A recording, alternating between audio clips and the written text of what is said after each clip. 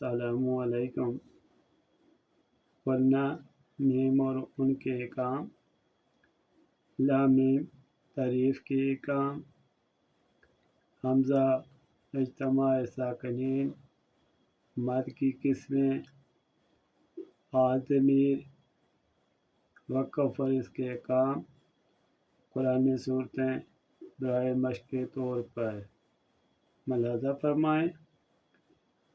Question ہے کہ قرآن مجید کی تلاوت کے آداب کیا ہیں؟ تو جواب ملاحظہ فرمائیں۔ بسم اللہ الرحمن الرحیم۔ قرآن مجید کی تلاوت کے وقت چند آداب کا خاص خیال رکھنا چاہیے۔ سب سے پہلے وضو کر لینا چاہیے، اس لیے کہ بغیر وضو قرآن مجید کو ہاتھ لگانا درست نہیں، اور اس کے بعد قبلہ کی طرف منہ کر کے تلاوت شروع کی جائے۔ اگر ہو سکے تو خوشبو بھی لگائی جائے۔ دوا صاف اور پاکیزہ ہونا چاہیے۔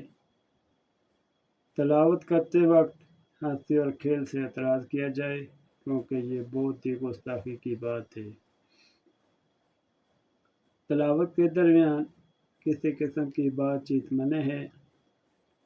اگر کوئی سلام بھی کرے تو اس کا جواب تک نہیں دینا چاہیے۔ تلاوت آہستہ اور اونچی آواز دونوں طرح سے جائز ہے، مگر موقع محل کا خیال ضرور رکھا جائے۔ اگر زور سے پڑھنے میں کسی مریض کو تکلیف نہ ہوتی ہو یا سونے والے کی نیند میں خلل واقع نہ ہوتا ہو تو تلاوت بلند آواز سے کی جا سکتی ہے۔ تلاوت سے اللہ تعالیٰ کی رضا مقصود ہونا چاہیے، ریا یا شہرت کے لیے نہیں ہونی چاہیے۔ تلاوت کے شروع میں اعوذ باللہ من الشیطان الرجیم بسم اللہ الرحمن الرحیم پڑھنا چاہیے، اور تلاوت کے آخر میں صدق اللہ مولانا العظیم، صدق اللہ و رسول النبی الکریم پڑھنا چاہیے۔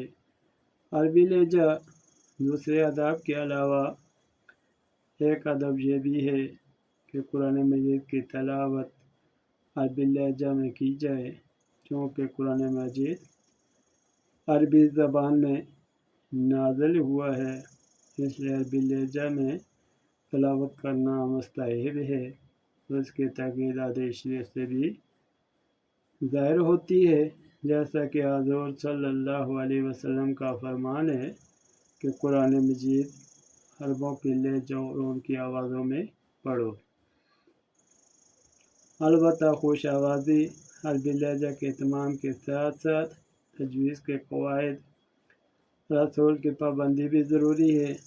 اگر تجویز کے قواعد کی پابندی نہ کی اور لحن جلی کا ارتکاب ہو گیا تو ایسا لہجہ حرام اور مکروہ ہے۔